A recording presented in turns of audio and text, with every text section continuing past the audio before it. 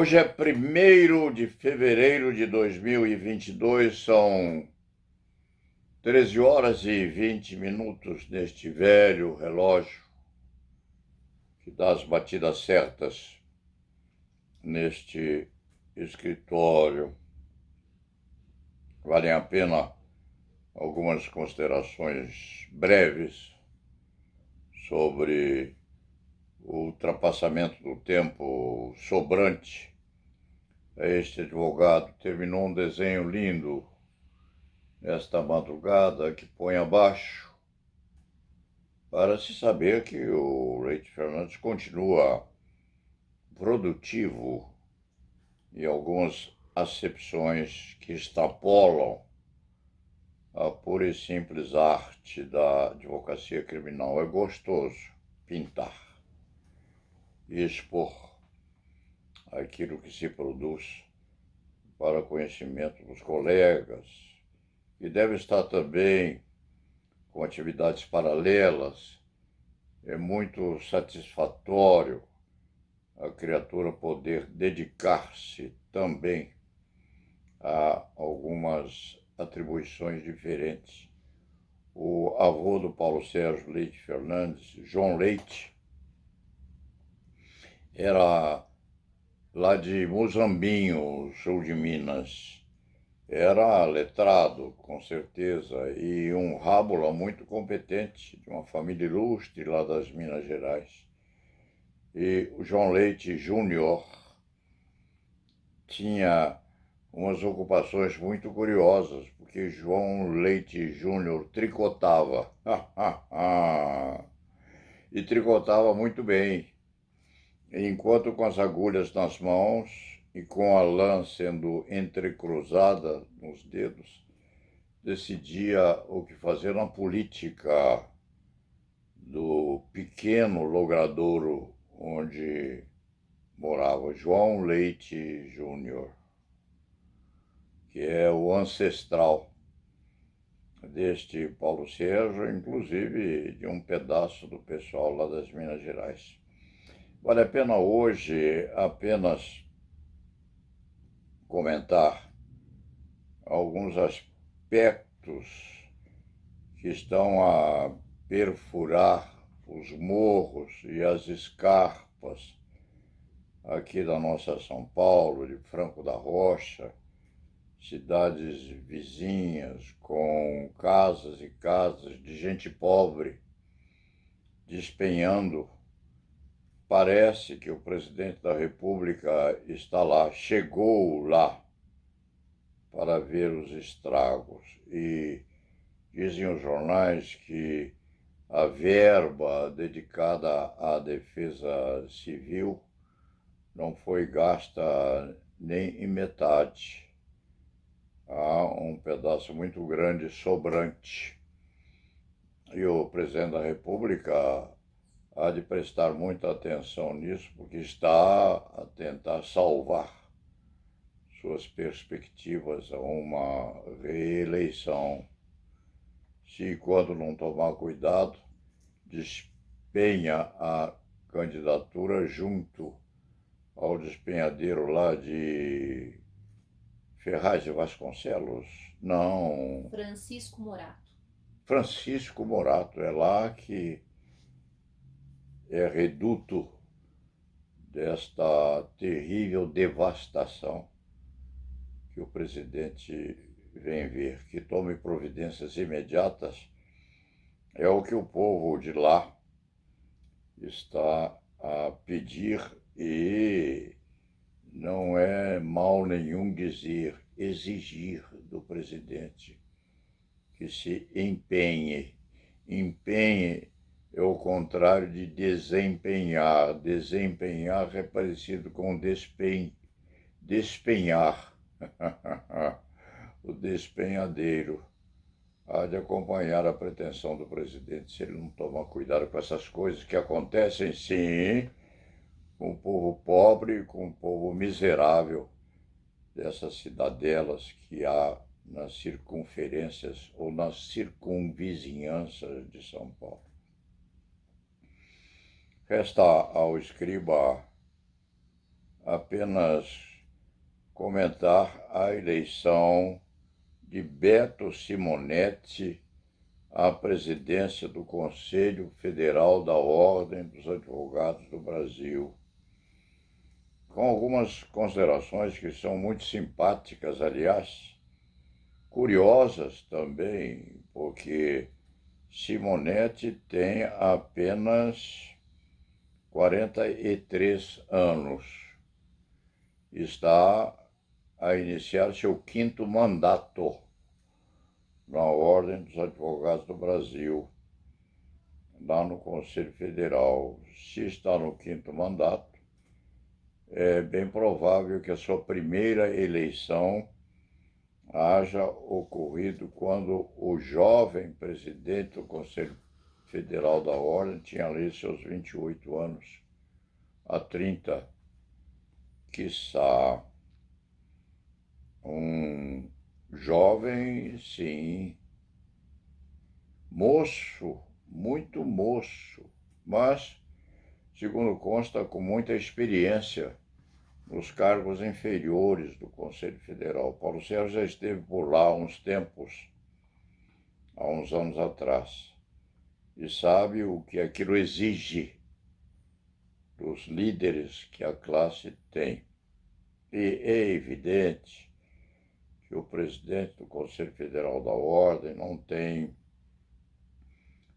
ideologia política, e se quando a tiver, Leite Fernandes já disse isso semana passada, há de guardá-la para si, porque a ordem precisa, sim, vigiar e muito bem os projetos de lei e as pretensões de candidatos à presidência da República vincados no recrudescimento do cerceamento à liberdade do povo brasileiro e a acidulação dos executivos fiscais, que, na verdade, vão de sacrificar, assim, o pai de família. Aqui em São Paulo, o escriba, hoje de manhã, ao vir para o escritório, porque não deixou de trabalhar nesses 2 anos de pandemia,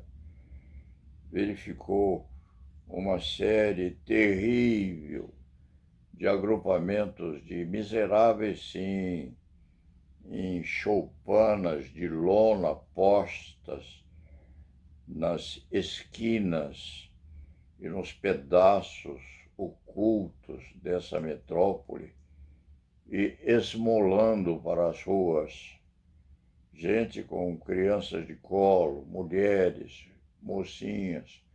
Hoje, Leite Fernandes, quando vinha para cá, dirigindo o seu automóvel, não encostou para auxiliar, porque não tem condições físicas para fazê-lo, mas havia uma moça forte, gorda, gasta, empurrando um carrinho manquitola repleto de quinquilharias. Aquilo tudo caiu na calçada, caiu no chão. E um menininho que acompanhava a moça chorava, catando na calçada pedaços de latas velhas, de madeiras e daquelas coisas que costumam ser aproveitadas nos lixões desta comarca. E o Leite Fernandes não viu quem se dispusesse a ajudar. O povo estava longe e olhava aquela cena dramaticamente sofrida. À margem, lá em cima, atrás do viaduto, havia um homem seminu tentando fazer suas abluções matinais nas proximidades de um barracão ou de uma barraquinha meio furada que o protegia mais ou menos da chuva que vinha por lá. À margem disso, lá nas vizinhanças de São Paulo, aquele despenhadeiro sobre as casas, muitas casas, casas de gente pobre. E o jornal que o Paulo Sérgio leu hoje dá a medida de que há um aumento muito grande de atrasos no pagamento das contas de luz, de água, de gás, aquelas coisas que são fundamentais para que as famílias não passem as noites à luz de velas. Esta pandemia está a pesar, sim, no bolso do miserento, do mendicante, daquele que perdeu o emprego. Essa problemática da pandemia está acidular, sim, o Escrivá sabe muito bem disso, as chamadas cobranças e execuções fiscais, porque o Estado se aparelhou de tal forma que se tornou agora plenipotenciário. Não há mais a manumissão, não há mais o papel, há sim o apontamento do atraso e o corte de energia. Cortar a energia da casa de um milionário não é faltor a impressionar qualquer, mas cortar a energia de um casebre, de um barracão, às vezes até provido com uma luz clandestina vinda do vizinho, com as crianças de colo chorando, com as fraldas imundas, com as coisas envolvidas em jornais do dia anterior e com as mulheres da família saindo à rua a esmolar 10 tostões para poderem cobrar às mulheres alguma coisa de alguém que está a dever e para comprar um pedaço de pão na padaria. Isso é terrível. O Estado provê a execução das coisas. Não é a execução de dívidas milionárias, não. É o corte de luz de 20, 30 reais. É o corte do gás, que não vai mais prover o fogão de 3 bocas que a família vagabunda ocupa num esquinão dessa nossa metrópole. O Estado verdugo é implacável. É o corte de luz, é o corte da água, que é onde se incidir sobre aquelas crianças seminuas que estão nos braços dessa mulherada pedindo esmola pelas ruas. Isso aí precisa ser muito bem repensado, porque o Estado, o executor, o Estado policial precisa ter a morigerância adequada a que dê um pedaço de paciência ao povo, porque o rico não precisa de pacientes ou de acalmias. O rico precisa ajudar também aquele que precisa das efemérides que o governo pode dar se e quando quiser fazê-lo. Quanto ao presidente do Conselho Federal da Ordem, Beto Simonetti, em seu 4º mandato e aos 43 anos, a pouca idade do presidente não impressiona nem apoucadamente este antigo criminalista, já passou por lá, com 60 anos de advocacia criminal, sabe quem tem condições de vigiar no aleitamento político, literal e prático da nossa ordem, e quem não tem. Se o moço chegou à presidência do Conselho Federal, embora em chapa única, não teve opositor aos 43 anos, já veio do aprendizado antigo, veio da cozinha, veio da copa do Conselho Federal. E embora apolítico, o presidente da ordem sabe que a ordem precisa vigiar as pretensões à restrição à liberdade individual que vem aí nos bolsos de um ou outro candidato à presidência da República. O Leite Fernandes sugeriu ontem, anteontem, a nova presidenta, se preferirem, da seção de São Paulo do Conselho Seccional aqui, doutora Patrícia, neta de Paulo Vanzolini, que é o eleito do coração deste velho criminalista, sugeriu que a eminentíssima colega montasse uma comissão de notáveis para vigiar, fiscalizar, experienciar, sim, e identificar as pretensões daqueles que se levam e se dedicam a uma presidência da República dura, mas dura no sentido de restrição às liberdades.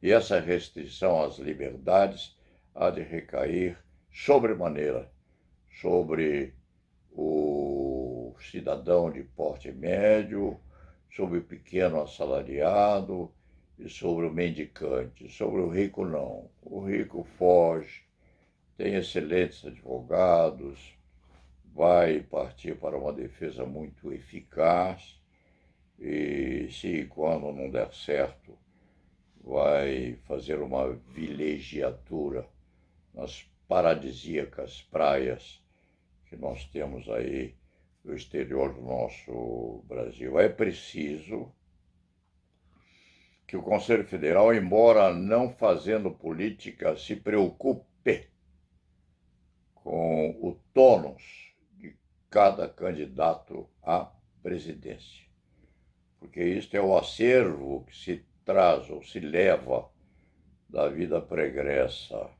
O candidato que estiver arreganhando os dentes para aumentar as restrições à liberdade em projetos de lei ou no acendramento da severidade do nosso Código de Processo Penal, com a restrição às possibilidades de defesa e o acidulamento da prisão provisória, esse candidato não pode ser eleito, porque ele já chega tatuado com as tenazes diabólicas do nazismo e do fascismo. O presidente do Conselho Federal não é político, não. Este velho criminalista também não o é. Mas vigia sim, fiscaliza também, e há de esbravejar se a Ordem dos Advogados deixar de se preocupar com isso como uma das primeiras missões da presidência. A idade de 43 anos, o novo presidente do Conselho Federal, não impressiona este antigo advogado criminal que já viu tudo no Conselho Federal, já viu tudo e mais alguma coisa, porque o nosso novo presidente tem 43 anos, chegou lá com uns 28, quiçá. Federer, multicampeão mundial em tênis, tem 39. Nadal, que é o pluricampeão na atividade tenista também, mal chegou aos 40. O governador do Rio Grande do Sul tem 36. O prefeito de Conchas tem 21 anos. Então, aos 43 anos, o nosso novo presidente do Conselho Federal, é um reincidente na arte política, está lá no seu 5º mandato. Sabe o que faz? E tem sobrante aquilo que deve ter também intelectualmente, porque é pós-graduado em direito penal, é um intelectual pluriapto na ciência do direito e, além disso, tem força nas pernas, presidente. Deve ter a musculatura em ordem, deve alimentar-se bem com todos os problemas que se tem, de repente até surfa um pouquinho aos 43 anos. Nós temos companheiros que o fazem com muita capacitação ao enfrentamento das águas do mar. Então, os parabéns a Beto Simonetti, que está, depois de disputar, sim, porque disputou o acasalamento no poder, está assumindo uma responsabilidade terrível, que é o acompanhamento do que vai acontecer na nossa nação nesses tempos terríveis que nós estamos ultrapassando.